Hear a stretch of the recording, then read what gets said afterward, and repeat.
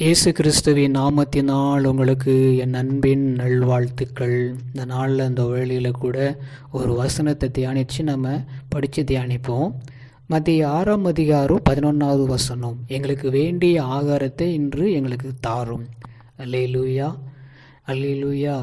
ஆகாரத்தில் ஆசீர்வாதத்தை கொடுக்கிற தகப்பன், நம்மளை திருப்தியாய் நடத்தி நம்முடைய ஆகாரத்தை ஆசீர்வதிக்கிறவர், அதுவும் இன்றைக்கு நமக்கு தருகிற தேவன். இதெல்லாம் ஏன் நம்ம சொல்கிறோன்னு பார்க்கும் பொழுது, நம்ம தேசத்தில் கோடிக்கணக்கில் நிறைய பேர் சாப்பிட்றதுக்கு வழி இல்லாமல் இருக்கிறாங்கன்னு சொல்லி பார்க்கும்போது ஒரு கணக்கெடுப்பு சொல்லுது.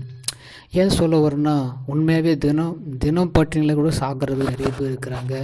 அதே போல் ஆகாரத்தை நிறைய பேர் வீணடிக்கிறவங்களாம் இருக்கிறாங்க.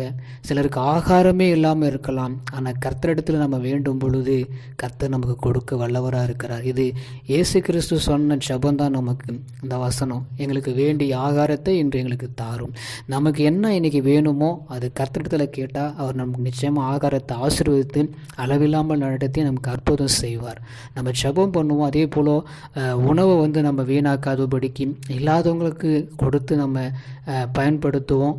நிறைய காரியத்தை நம்ம என்ன பண்ணணும், கொஞ்சம் ஆசீர்வாதத்தை பெற்றுக்கொள்ளணும்னா நம்ம கொஞ்சம் ஆண்டவரிடத்தில் கேட்போமே.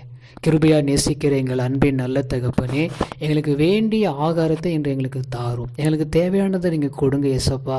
நீங்கள் ஒரு நாள் எங்களை குறைவாக இல்லாதபடி நிறைவாய் வைத்து எங்களுக்கு ஆண்டவரே உண்பதற்கு ஆண்டவர் ஆகாரத்தை தந்து எங்களை நடத்துவதற்காக உங்களுக்கு ஸ்தோத்திரம். இன்றைக்கு இந்த நாளில் எங்களுக்கு வேண்டிய ஆகாரத்தை கொடுத்து எங்களை ஆசீர்வதியும், திருப்தியாய் நடத்தி கிருபை செய்யுங்க. இல்லாதவங்களுக்கு கிடைக்க கொடுக்கவும் எனக்கு கிருபை செய்யும். இயேசுவின் நாமத்தில் ஆமென்.